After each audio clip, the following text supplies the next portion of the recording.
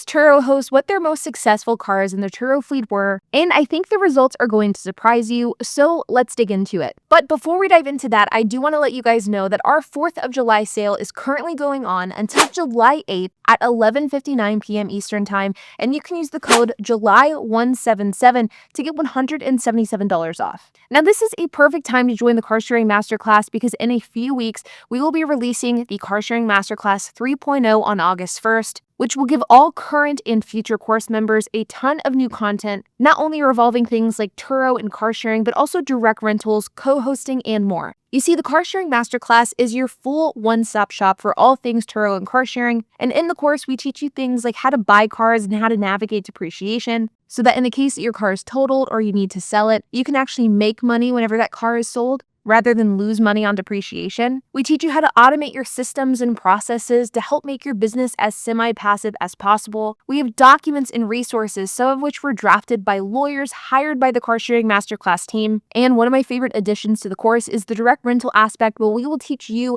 not only how to set up your direct rental business, how to market it, but we'll also help guide you on which back-end platforms you can choose to help facilitate your direct rental fleet. The car sharing masterclass is a true A to Z guide teaching you everything that you need to know. And we are so incredibly confident that it is the most robust car sharing course on the market that we offer a no questions asked 30-day money-back guarantee. Again, our sale is live until July 8th at 11:59 p.m. Eastern Time, so you can use the code JULY177 to get $177 off. The link is down in the description below.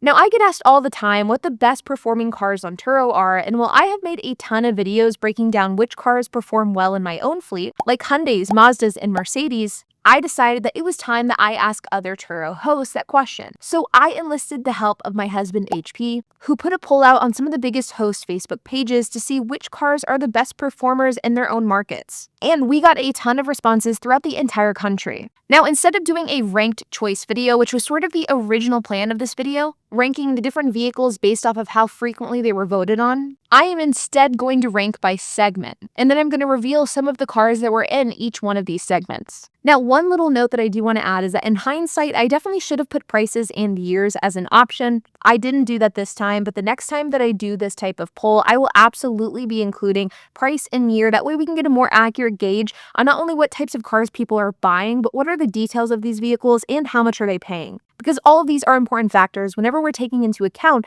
how cars actually perform. First is the least popular segment, and this was a surprising one, which is EVs. Now, technically, there were a few hybrids mixed into the mix here, but I decided not to include these in this EV segment, and instead, I only counted vehicles that were actually true electric vehicles. But EVs made up 9.3% of the total vote here, and the vehicles included in this vote were all Teslas, including models like the Cybertruck, the Model X, and the Model Y. Now, I would say that this is surprising, but the truth is it really isn't. EVs are sort of on shaky ground with rental companies, which is why companies like Hertz bought and then offloaded thousands of units just a couple of years ago. And the newness of EVs have certainly begun to wear off, and so the idea of people buying an EV simply just to test it out, that isn't happening as frequently as it once did. And in many markets, EVs are just simply oversaturated. And so it does make sense that these vehicles aren't the predominant, most profitable vehicle for Turo hosts throughout the country. Though I will say that of all of the hosts that I do know who have EVs on Turo, they have had really great things to say.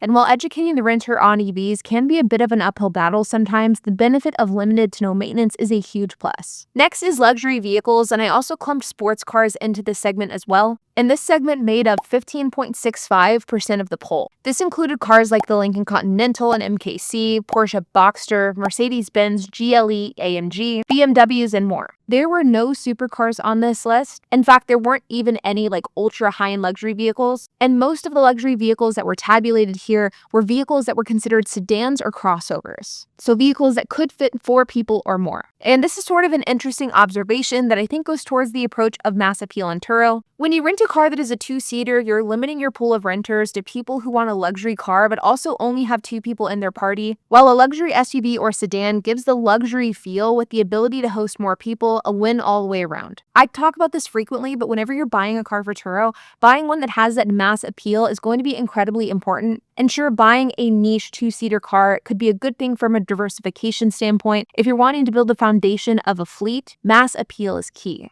Next on this list is crossovers and SUVs, and the way that I classified this was 6 seats or less, and this made up 18.75% of the vote. This includes cars like the Mazda CX-9, Subaru Crosstrek, Ford Escape, and Volkswagen Tiguls. These are cars that aren't quite XL SUVs, but they definitely do fit into the SUV category. And it makes sense that this segment of vehicle would be so popular on the fact that crossovers are a popular segment for vehicle buyers. More and more people are buying crossovers and are switching from sedans into crossovers, so the fact that these are a popular choice makes sense. Next is 3-row SUVs and vans. This segment of vehicle made up 21.75% of the total tally, and while yes, I did clump 3-row XL SUVs and vans into the same category, 20% of this category was vans and 80% was 3-row SUVs, so the breakdown was very one-sided. This included cars like the Chevy Tahoe and Suburban, Lincoln Navigator, Cadillac Escalade, Kia Carnival, and even a Ford Transit. But one of the biggest commonalities with these cars is that they fit 7 people or more, so they are for those larger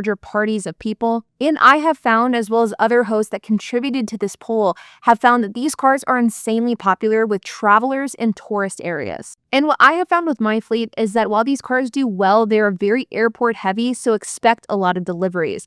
The bulk of people renting these types of cars are doing so for vacations or road trips. Last but not least is our most popular segment, which was sedans, making up 34.75% of the total vote. This included cars like the Mitsubishi Mirage, Ford Fusion and Fiesta, Nissan Sentra, Camrys, Chevy Sonics, and the Prius. And there was a wide variety of different types of sedans, as well as different price points for the sedan of these people who said that sedans were their most successful Turo car. Some of these cars, like for example the Mitsubishi Mirage, are ones that you can buy for just a few grand. Now, this experiment was a little bit tricky, I'm going to be honest, because the reality is whenever we're looking at this poll, there were a lot of cars that actually technically fit into multiple different categories. For example, the Tesla Model X is technically an SUV, but it's also an electric vehicle. The Cadillac Escalade is technically a 3-row XL SUV, but it's absolutely a luxury car. And so the way that I previously had laid out the numbers is I put vehicles into the one category that best fit them. But what is very interesting is that after I did this and I laid out all of the numbers,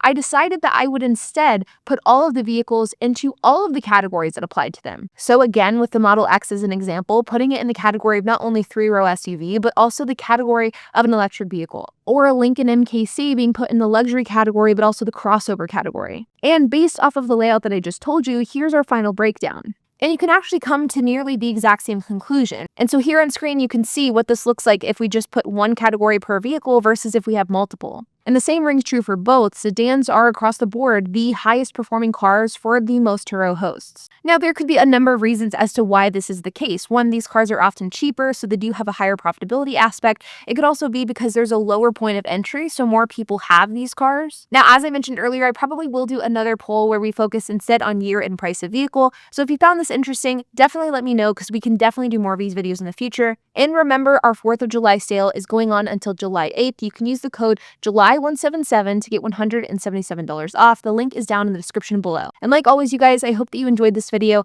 If you have any questions, comments, if you have anything to add, I would love to hear it. So make sure to leave a comment down below. And while you guys are at it, make sure to hit the like button, hit that subscribe button, and hit the notification bell. And I will see you guys in the next video.